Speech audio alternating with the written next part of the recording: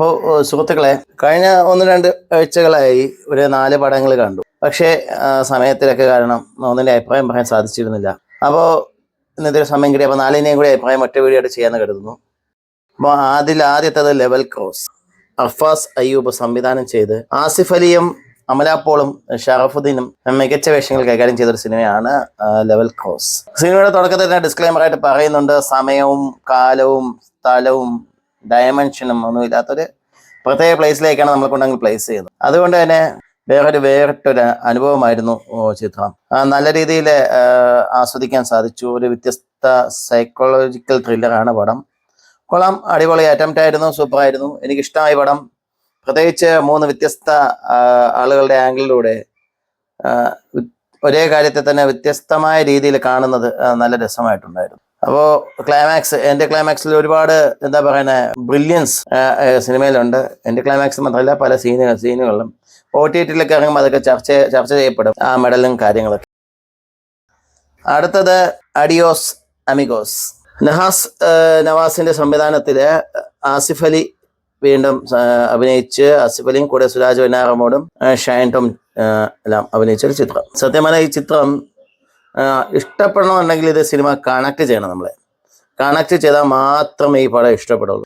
ഇത് ആസിഫ് അലിയുടെ സ്ഥാനത്തോ അല്ലെങ്കിൽ സുരാജിന്റെ സ്ഥാനത്തോ നമ്മൾ എത്തിപ്പെടണം. അല്ലെങ്കിൽ ഇവർ രണ്ടുപേരും പോലെ ഒരു സുഹൃത്തുണ്ടായാലും മതി. അങ്ങനെയെങ്കിൽ മാത്രമേ നമ്മൾ ഈ പടം കണക്ട് ആവുള്ളൂ. കണക്ട് ആയിക്കഴിഞ്ഞാൽ ഒരുപാട് എൻജോയ് ചെയ്യാൻ പറ്റും. ഒരുപാട് നല്ല നിമിഷങ്ങളുണ്ട്. അത് നല്ലൊരു ഫീൽ ഗുഡ് മൂവിയാണ്. 1-2 ദിവസത്തെ യാത്രയുള്ളൂ പടം, 1-2 ദിവസത്തെ കഥയുള്ളൂ. അപ്പം എനിക്ക് ഒരുപാട് കണക്റ്റായ പടം, ഒരുപാട് ഇഷ്ടപ്പെട്ടു. തിയേറ്ററിൽ ഒരു നല്ല പടം കണ്ടൊരു സംതൃപ്തിയോടെയാണ് ഇറങ്ങിയത്. ഇനി അടുത്തത് ഇന്നലെ കണ്ടതാ, മിനിഞ്ഞാന്ന് കണ്ടത് വാഴ. സത്യം പറഞ്ഞു കഴിഞ്ഞാൽ അതിന്റെ വാഴയുടെ ടൈറ്റിൽ കാർഡിൽ പറയുന്നുണ്ട് ബയോപിക് ഓഫ് മില്യൺ ബോയ്സ്. ആ മില്യണിൽ ഞാനും പെടും, നിങ്ങളും പെടും, എല്ലാ പയ്യന്മാരും പെടും. നമ്മുടെയൊക്കെ ചെറുപ്പകാലത്തിൽ നമ്മളൊക്കെ കടന്നുപോയ സന്ദർഭങ്ങൾ തന്നെയാണ് ചിത്രം. സംവിധാനം ചെയ്തിരിക്കുന്നത് ആനന്ദ് മേനോനാണ്. തിരക്കഥ വിപിൻ ദാസ്, അമിത് മോഹൻ, ആഷിർ, സിജോ സണ്ണി തുടങ്ങിയ നല്ല സോഷ്യൽ മീഡിയയിലൂടെ തന്നെ വളർന്നു വന്ന, ഇപ്പോൾ മലയാള സിനിമയിൽ മികച്ച തമാശകൾ കൈകാര്യം ചെയ്യുന്ന മികച്ച താരങ്ങൾ ഈ ചിത്രത്തിൽ അഭിനയിച്ചിട്ടുണ്ട്. ആഷിറിന്റെ ആദ്യത്തെ സിനിമ അരങ്ങേറ്റമാണ്. ഭയങ്കര ആഷിറിനെ കാണിക്കുന്ന ഓരോ സീനുകളും സീൻ ബൈ സീൻ ഒരുപാട് എൻജോയ് ചെയ്ത്. ആഷിറിനെ കാണിക്കുമ്പോൾ പ്രത്യേകിച്ച് ആഷിറിന്റെ മാത്രമേ ഈ സിനിമയിൽ BGM ഉള്ളൂ, ആഷിറ എന്നുള്ള BGM. അപ്പം ആഷിറിന്റെ മൈന്യൂട്ട് എക്സ്പ്രഷനിലൂടെ ആഷിർ അതിന്റെ തനത് രീതിയിൽ നല്ല രീതിയിൽ എൻജോയ് ചെയ്യിപ്പിച്ചു. എനിക്കിതിൽ പറയാനുള്ളത് അമിത് മോഹനെ കുറിച്ചാണ്.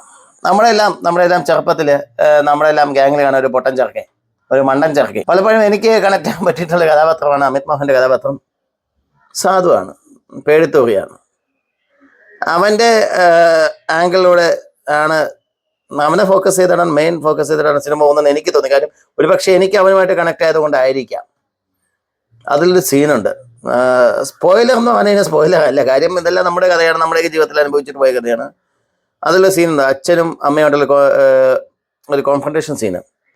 അതിൽ അച്ഛൻ അവനെ വീഴ്ച കഴിഞ്ഞു, അച്ഛൻ അവനെ എന്താ പറയുന്നത് എഴുതി തള്ളിക്കഴിഞ്ഞു.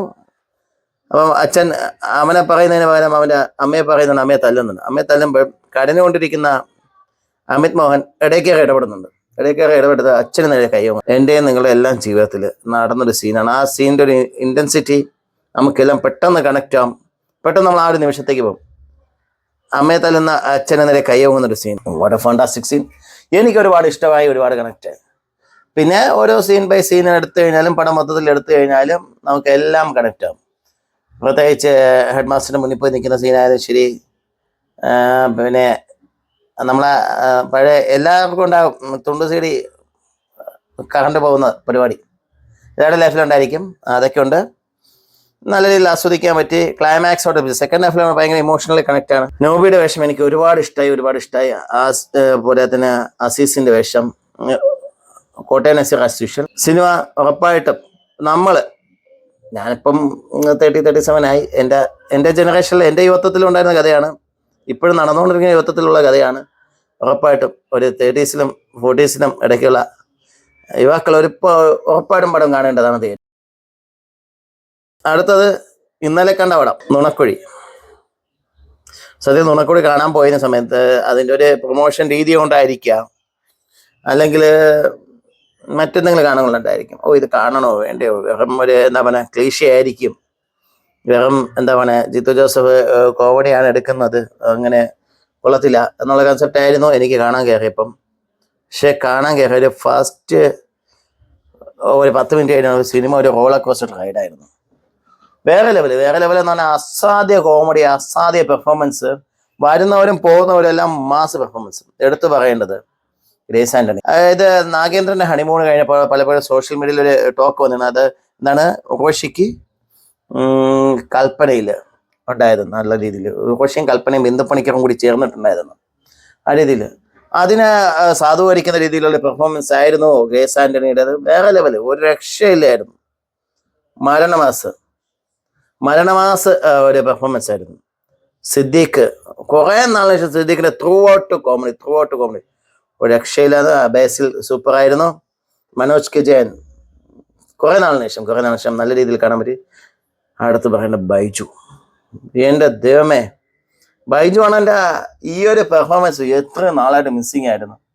ബൈജു അണ്ണൻ വന്നു കഴിഞ്ഞാൽ അതിനെ പൊളിച്ചടുക്കും എന്നുള്ളതാണ്. ബൈജു അണ്ണൻ്റെ ആ പോലീസ് വേഷം, SI വേഷം ഒരു രക്ഷയില്ലായിരുന്നു. കൂടെ കൗണ്ടറിനായിട്ട് അസീസും പിന്നെ ബേസിലും. നൈസായിരുന്നു പടം. എനിക്ക് ഒരുപാട് ഇഷ്ടമായി. ചിരിച്ചിരി അർമാദിച്ചു. ഓരോ സീൻ ബൈ സീൻ ചിരിക്കുന്നു. അപ്പോൾ ഈ വീക്കെൻഡിൽ കിടന്ന വാഴ ആയിരുന്നാലും ശരി, നുണക്കുഴി ആയിരുന്നാലും ശരി, ഒരുപാട് ചിരിക്കാൻ സാധിച്ചു, പൊട്ടി ചിരിക്കാൻ സാധിച്ചു. അപ്പോൾ നിങ്ങൾ നല്ലൊരു ചിരി ആസ്വദിക്കാൻ ആഗ്രഹിക്കുന്നുണ്ടെങ്കിൽ, നല്ലൊരു കുറച്ച് സമയം തിയേറ്ററിൽ എൻജോയ് ചെയ്യാൻ ആഗ്രഹിക്കുന്നുണ്ട്, ഉറപ്പായും കാണേണ്ട 2 ചിത്രങ്ങളാണ് വാഴയും നുണക്കുഴിയും. അപ്പോൾ മസ്റ്റായിട്ട് ചിത്രങ്ങൾ തിയേറ്ററിൽ കാണുക. ലെവൽ ക്രോസ്, അഡിയോസ് അമിഗോസ് ഒക്കെ തിയേറ്ററിൽ ഇപ്പോഴും ഉണ്ടെന്ന് തോന്നുന്നു.